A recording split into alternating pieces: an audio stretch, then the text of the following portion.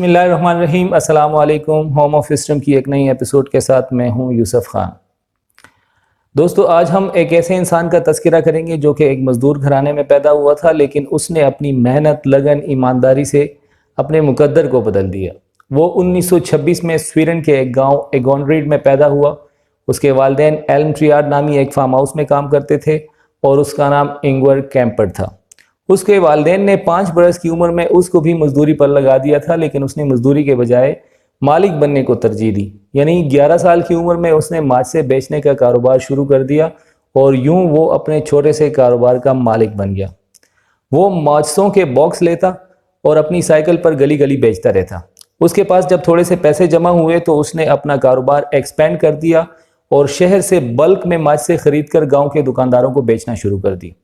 اور اس طرح 1 سال کے اندر اس نے اپنے کاروبار کو وسعت دے کر مچھلی، Christmas tree, Christmas cards, flower seeds, ball points اور پینسلز تک پھیلا دیا۔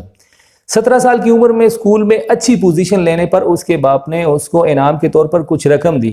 باوجود یہ کہ وہ پڑھنے میں اتنا اچھا نہیں تھا، لیکن اس نے ان پیسوں سے ایک کمپنی کی بنیاد رکھ دی۔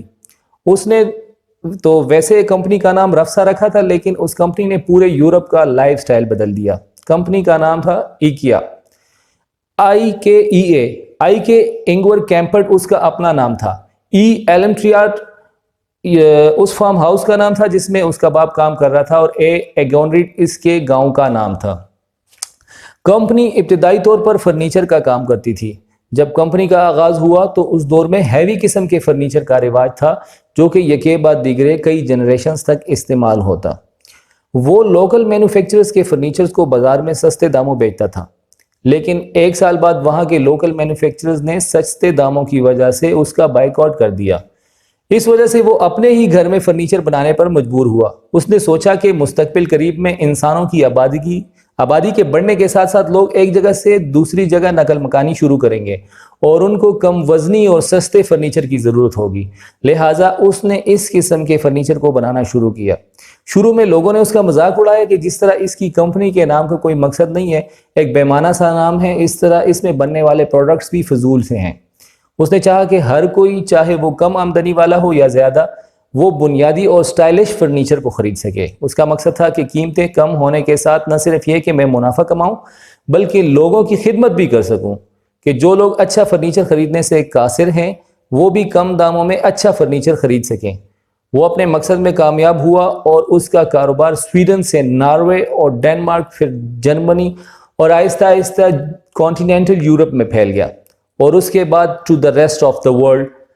اور اس کا یہ آئیڈیا اتنا مشہور ہوا کہ جب شنگھائی میں اس کی کمپنی کا سٹور اوپن ہوا تو 80,000 لوگوں نے اس کے سٹور کا وزٹ کیا، اور آج کل تقریباً 38 ممالک میں اس کے 300 سے زیادہ سٹورز ہیں۔ آئی کے باپ نے اسے کہ صبح سے دیر تک سونے کے بارے میں کمپلینٹ کی تو اس نے الارم والی ایک گھڑی خریدی اور اس کو 6 بجے کے ٹائم پر فکس کر دیا۔ اس کے بعد گھڑی کے پاور آف بٹن کو اکھاڑ دیا۔ اس کا کہنا تھا کہ انسان کو اپنا ٹائم 10 منٹ کے چھوٹے چھوٹے یونٹس میں ڈیوائڈ کرنا چاہیے، اور اس کے بعد جتنا ہو سکے کم سے کم کو خراب کرے اور زیادہ سے زیادہ کو قیمتی بنائے۔ ڈسکشن سے تو یہ پتہ چلا کہ وہ مالدار کیسے بنا، لیکن اس کی مالیت کا کیا حال تھا وہ ابھی تک ڈسکس کرنا باقی ہے۔ مارچ 2007 میں فوربس انٹرنیشنل نے اس کو دنیا کا 4تھا امیر ترین شخص ڈکلیئر کیا تھا، جبکہ جون 2015 میں بلومبرگ بلینئر انڈیکس نے اسے دنیا کا 8واں امیر ترین شخص قرار دیا، یعنی اپنی وفات تک دنیا کے ٹاپ 10 بلینئرز میں سے تھا۔ انگور کیمپرٹ ایک انتہائی دلچسپ شخص تھا۔ وہ اربوں پتی ہونے کے باوجود انتہائی سادہ زندگی گزارتا تھا۔ اس نے آخر تک ایک ہی وولوو گاڑی استعمال کی جو کہ اس نے قریباً 20 سال تک استعمال کی ہے۔ وہ اپنی گاڑی خود چلاتا تھا اور 2018 تک، اپنی موت تک، اس نے مختلف ممالک میں اپنی کمپنی کے سٹورز کا وزٹ کیا ہے۔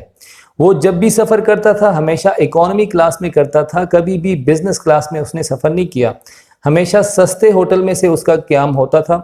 اس کے کسی بھی دفتر میں اگر کوئی ورکر کاغذ کے ایک سائڈ کو استعمال کر کے ردی میں پھینک دیتا تو وہ لڑنے پر آ جاتا۔ اس نے اپنی کمپنی کے بڑے بڑے مینیجرز کو بھی اس بات پر سسپینڈ کیا کہ انہوں نے کاغذ کے ایک سائڈ کو استعمال کیا تھا۔ اس نے اپنی کمپنی کے ملازمین کے لیے سستے کھانے کا پروگرام شروع کیا تھا، اور اگر کھانے کے وقت ایکیا میں ہوتا یا اس کے آس پاس ہوتا تو ایکیا کے کیفیٹیریا سے ہی اپنے لیے کھانا آرڈر کرتا جو کھانا مزدوروں کے لیے بنا ہوتا۔